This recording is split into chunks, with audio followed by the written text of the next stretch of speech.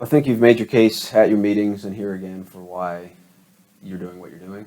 You're trying to make sure the elections remain secure, and the accusations, well, there's no fraud, there's no potential for that. I mean, I think we've seen that there can be, and this system of mail-in voting creates more problems.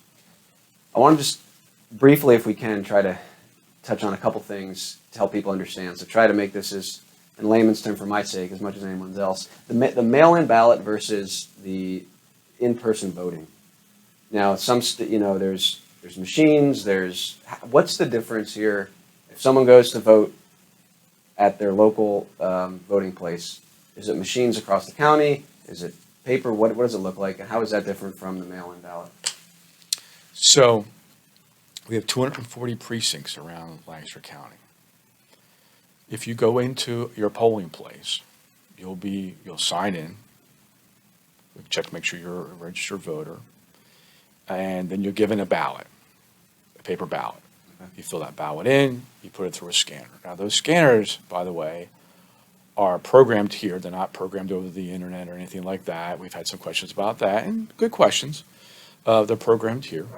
They're then tested to make sure that they're reading correctly, and then they're zeroed out.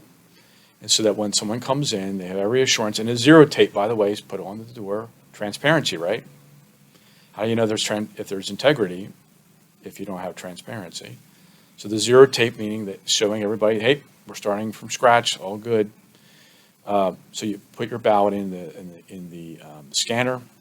Then the votes are then put onto a drive.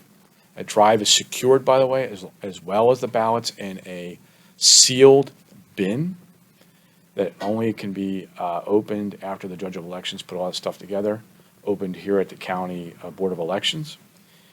And then those drives are then read, and then all that information is uploaded onto the election returns website. Now, if you're voting by mail, right, it's the same ballot, but you're then obviously putting that ballot into a secrecy envelope and then putting it in an hour envelope, hopefully signing it and dating it, and then you're supposed to be bringing that ballot in, either putting it in the mail or bringing it into the election office. On the way Act 67 reads right now, those mail ballots can only be started to be opened and scanned on election day. It's part of the problem we had recently, just this time, where it was discovered that those mail ballots were printed using the wrong election identification code by the mail ballot printer. Even though that printer gave us test ballots to test in our scanners. And what's the difference, though, between that? You said they're the same ballots, yes, as far as who's on there, but that third party is not printing the ballots used at the district, the voting places. They are. They're printing all the ballots. So they're printing all the ballots. Okay. Yes, they're printing the ballots that were used at the polls, and they're printing the ballots that are used for mail-in ballots. And there was only an error with the mail-in, a portion of the mail-in ballots. Right.